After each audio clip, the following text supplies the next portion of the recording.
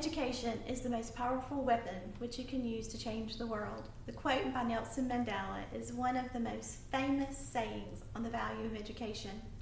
Good afternoon, I am Kim Williams, and I'm excited to discuss with you some barriers I feel are in the way of students accessing an equitable education due to ethnicity, and what we can do as educators to remove these barriers and see them be successful. There are 3 barriers I want to touch on and discuss with you: language, lack of parent involvement, and emotional stressors. We know that the number one thing we can do as educators is build relationships and earn trust. We live in a multicultural society, therefore diversity exists in our classrooms. Barriers will exist. The first barrier that I want to talk to you about is language. With a different language, communication is difficult.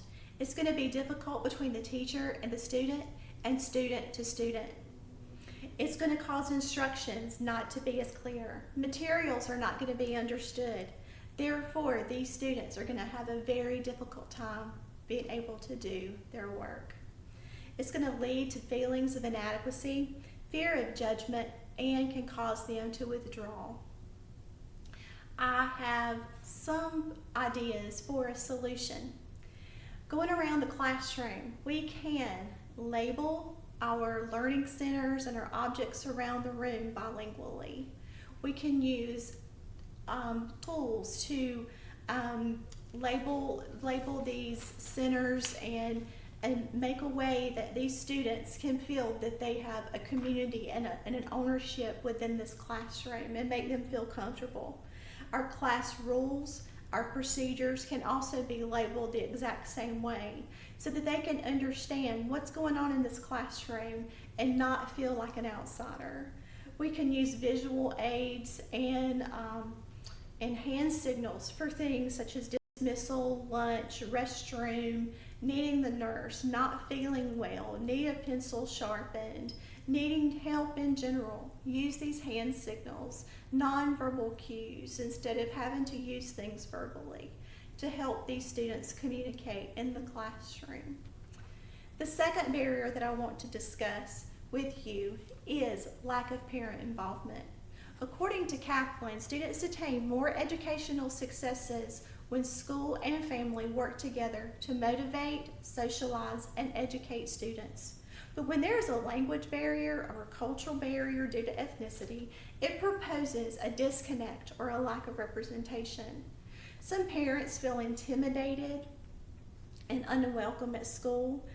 They are so unfamiliar with the American language and culture that they don't want to get involved or feel insecure about their value of their contribution.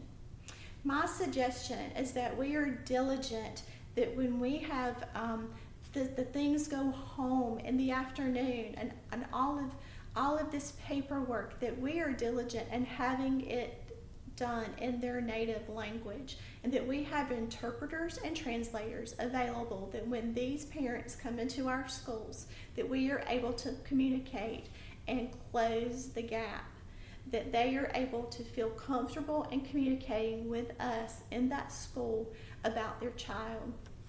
We need to be flexible and we need to be patient, and remember that a smile and kindness goes a very long way. The final barrier that I want to discuss is emotional stressors. The emotional needs precede the intellectual needs of a child. Sometimes, because someone is different, they feel less than, because they don't feel that they fit within a certain mold, and that's not the case. We need to celebrate differences. According to research, self-esteem is an important part of positive ethnic identity. The sense of belonging helps diffuse the negative effects of social devaluation that minorities sometimes feel. The feelings of inadequacy, depression, anxiety, those feelings will tend to creep in. I don't have the solutions to every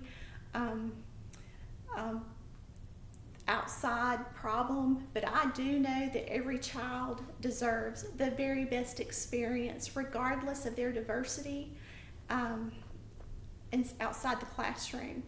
But we should make our rules inside that classroom very simple. Try your best, be polite, be respectful, and we are to be that role model in that classroom.